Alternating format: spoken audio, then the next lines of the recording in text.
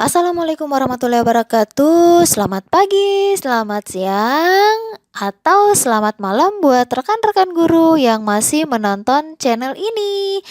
Jadi, di video kali ini masih kelanjutan dari dua video sebelumnya ya tentang PPG dalam jabatan tahun 2021. So, don't go anywhere and stay tuned.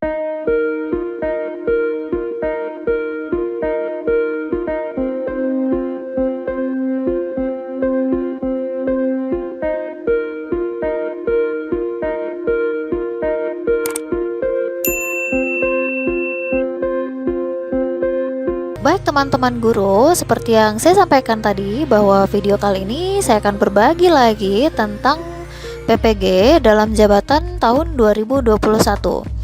Jadi ini adalah kelanjutan dari video sebelumnya. Hanya saja kalau video sebelumnya itu kita berbicara tentang pendalaman materi dan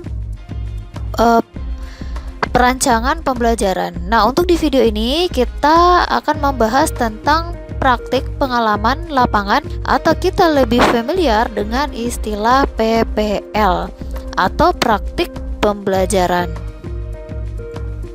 Nah, mungkin teman-teman sekalian sudah pernah melihat ini tahapan penyelenggaraan PPG. Nah, kalau kita lihat setelah kita lulus, setelah kita masuk dalam satu kelas, maka ada 3 aktivitas inti di kegiatan ini, yaitu pendalaman materi, kemudian pengembangan perangkat pembelajaran atau perencanaan pembelajaran, dan setelah itu kita akan melakukan PPL di sekolah asal. Nah, adapun tahapan dari PPL atau praktik pembelajaran ini itu tahapannya bisa kita lalui. Note ya, itu tahapannya bisa kita lalui setelah kita lulus uji komprehensif. Uji komprehensif ini seperti yang saya sampaikan sebelumnya, ini akan dilakukan setelah kita melalui perancangan pembelajaran. Nah, setelah kita lulus uji komprehensif, adapun tahapan-tahapan dari PPL yang pertama yaitu pendahuluan. Nah, di pendahuluan ini meliputi preparasi atau persiapan ya dan koneksi. Kemudian setelah itu, setelah pendahuluan, maka kita akan melakukan penerapan atau ini kegiatan inti dari tahapan PPL, yaitu pelaksanaan praktik pembelajaran. Dan yang terakhir itu adalah penutup yang terdiri atas refleksi dan tindak lanjut.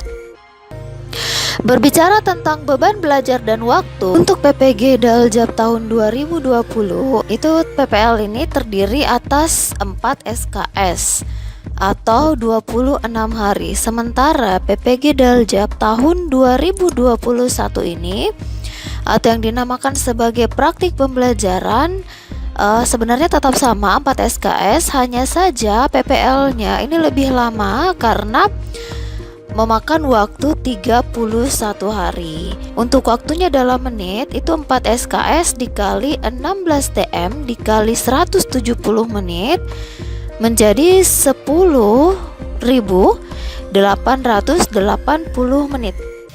Kalau dihitung dalam JP kita bagi 50 menit itu menjadi 217 JP. Sehingga untuk 217 JP dibagi 7 JP per hari itu menjadi 31 hari ya. Adapun tujuan PPL atau praktik pembelajaran ini yaitu memfasilitasi mahasiswa PPG untuk pertama mengembangkan kemampuan reflektif guru dalam membelajarkan peserta didik. Yang kedua, melakukan inovasi dengan menyusun dokumen rancangan pembelajaran, media pembelajaran, bahan pembelajaran yang lebih efektif untuk meningkatkan kualitas atau mengatasi permasalahan pembelajaran yang dihadapi secara daring dan atau luring. Jadi poin kedua ini kita lebih mengaplikasikan ya apa yang telah kita lakukan di aktivitas pertama dan di aktivitas kedua, yaitu pembelajaran pendalaman materi dan perancangan pembelajaran. Kemudian untuk poin ketiga yaitu melaksanakan pembelajaran sesuai rancangan yang telah disusun dengan selalu memahami keberhasilan dan hambatan yang dihadapi. Oke, kemudian yang keempat melakukan refleksi dengan mencermati capaian dan hambatan yang telah dihadapi dan selanjutnya memikirkan langkah perbaikan. Lalu ada 3 catatan di bawahnya. Praktik pembelajaran itu dirancang dalam 3 siklus progresif ya. Kemudian masing-masing siklus berisi kegiatan pendahuluan, preparasi dan koneksi, penerapan atau inti pelaksanaan praktik mengajar, dan yang terakhir adalah penutup yang berisi refleksi dan tindak lanjut. Kemudian yang ketiga, dalam hal pelaksanaan praktik pembelajaran bertepatan dengan hari tidak ada kegiatan pembelajaran di sekolah ya. Diingat bahwa pelaksanaan praktik pembelajaran itu bertepatan dengan hari ketika tidak ada kegiatan pembelajaran di sekolah atau dikatakan libur, atau misalnya ada ujian ya yang meliburkan beberapa kelas tertentu dan sebagainya. Maka kegiatan praktik pembelajaran mahasiswa dapat mengundang peserta dengan seizin kepala sekolah. Jadi kalau misalnya kegiatan praktik pembelajaran kita itu bertepatan dengan hari tidak ada kegiatan di sekolah, maka kita bisa mengundang peserta didik, tapi dengan seizin kepala sekolah. Oke, rangkuman proses praktik pengalaman lapangan atau praktik pembelajaran yaitu memfasilitasi seperti yang dikatakan sebelumnya, bahwa ini tujuannya untuk memfasilitasi mahasiswa ya untuk mengembangkan kemampuan melaksanakan pembelajaran efektif yang terdiri dari 4 SKS atau 30 hari efektif ya.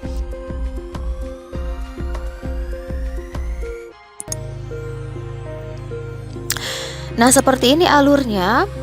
Jadi mahasiswa itu akan melaksanakan kegiatan di sekolah dengan melakukan hal-hal seperti preparasi kelas pembelajaran, kemudian melaksanakan praktik pembelajaran sesuai dokumen perangkat pembelajaran set 1. Ya, ini yang sudah kita buat di aktivitas perancangan pembelajaran. Untuk set 1 ya, dokumen 1.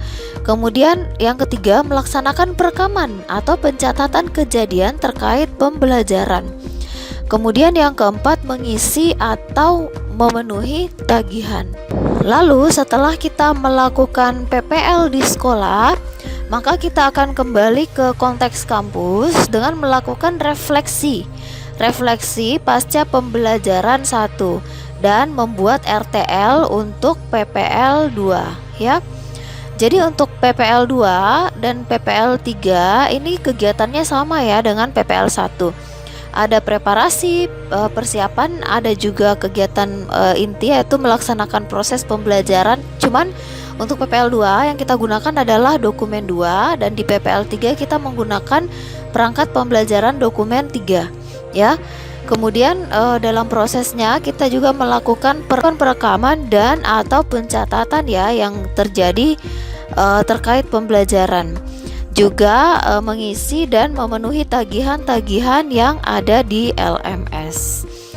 Dan untuk konteks kampus juga kita lakukan setelah melaksanakan PPL, yaitu diadakannya refleksi dan membuat RTL. Nah, adapun aktivitas praktik pembelajaran untuk hari pertama dilakukan secara sinkronus 7 JP dengan video conference itu sekurang-kurangnya 3 JP, di mana aktivitas mahasiswa untuk pendahuluan yaitu melakukan persiapan kelas pembelajaran ya, penyiapan ruang kelas, sarana pendukung, platform yang akan digunakan secara daring ya jika masih daring, berkomunikasi dengan orang tua atau wali peserta didik untuk SD dan PAUD, dan membuat grup WA sebagai pendukung untuk komunikasi.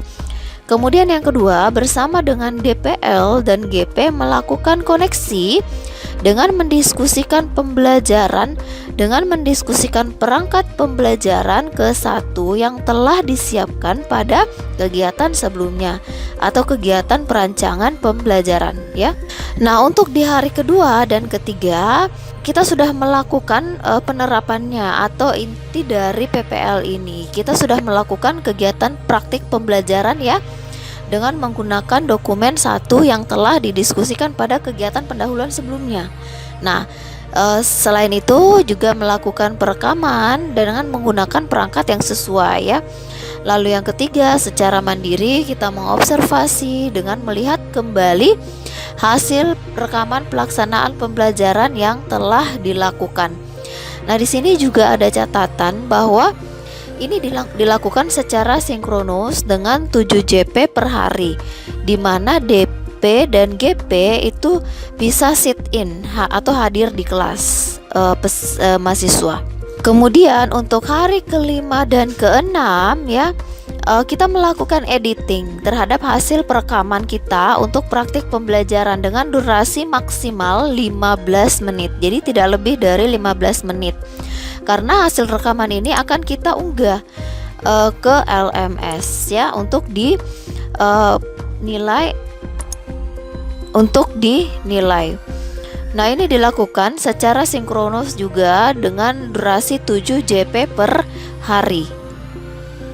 Lalu untuk hari ke-7 ya, mahasiswa akan mengkonfirmasi kepada DPL dan GP tentang kelengkapan tagihan yang telah diunggah, di mana DPL dan GP akan menerima dan melakukan telaah terhadap hasil rekaman praktik pembelajaran dan LK31 serta menyiapkan bahan untuk refleksi dan tindak lanjut. Itu hari ke-7.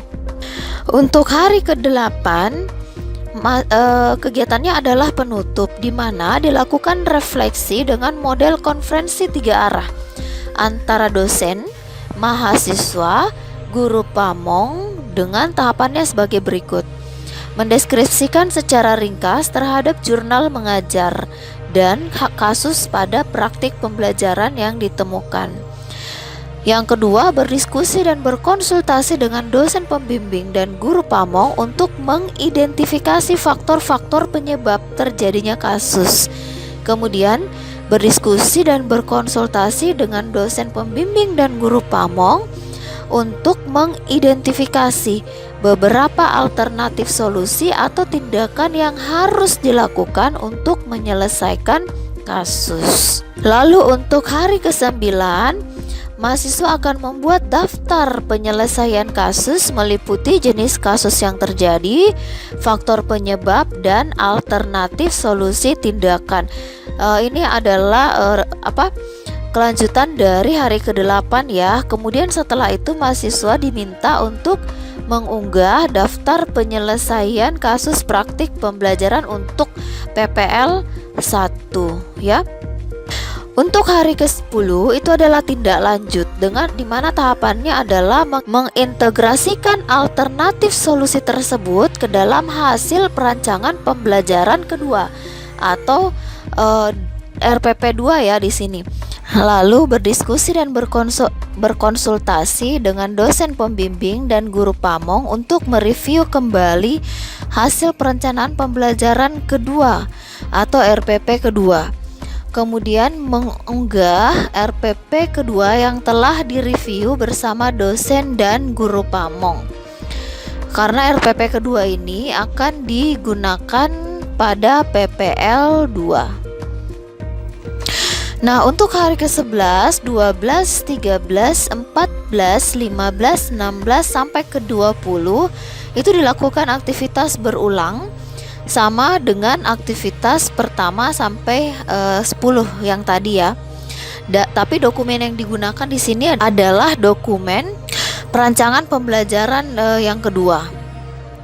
Ini adalah PPL 2. Nah, untuk PPL 3 itu dilakukan pada hari ke-21 sampai hari ke-30 dengan menggunakan dokumen set 3. Untuk hari ke-30 dan ke-31 itu adalah mengintegrasikan alternatif solusi tersebut ke dalam laporan singkat ya, berisi rangkuman dari hasil kegiatan praktik pembelajaran yang pembelajaran ke-1 sampai ke-3.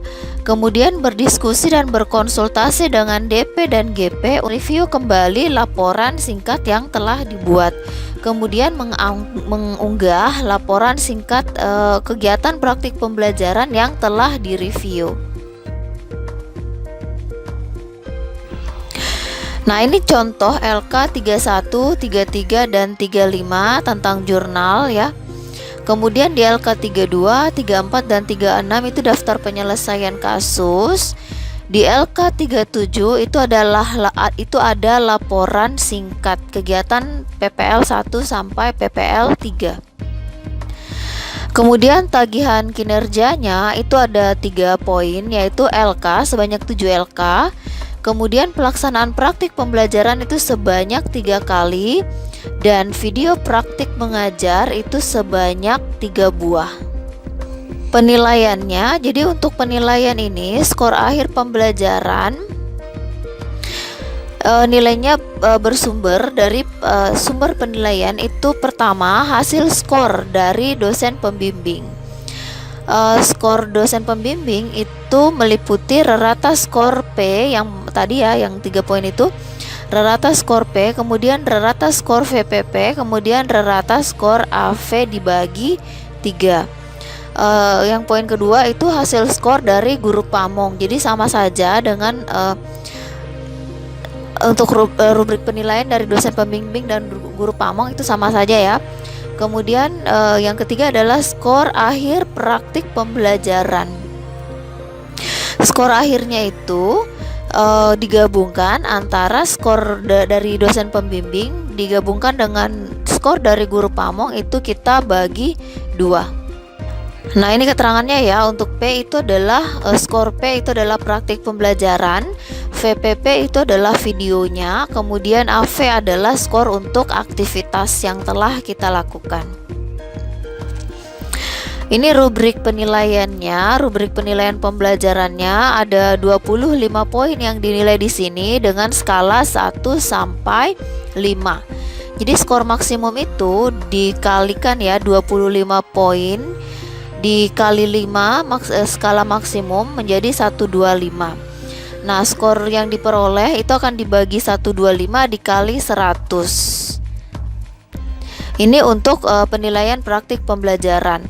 Nah, untuk video praktik pembelajaran itu ada 8 poin ya, yang mencakup kesesuaian tayangan, kejernihan audio dan seterusnya dengan skala 1 sampai 5.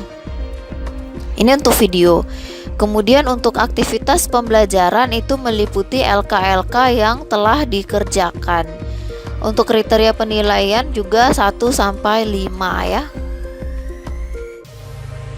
Baik, Bapak Ibu guru, teman-teman sekalian, rekan sejawat, itu tadi video saya tentang PPG dalam jabatan 2021 khusus untuk aktivitas praktik pembelajaran atau PPL. Saya berharap video ini bermanfaat, dan tentunya jangan lupa di like, share, and comments this video. And the last but not least, don't forget to hit the subscribe button. See you on our next video, and bye bye.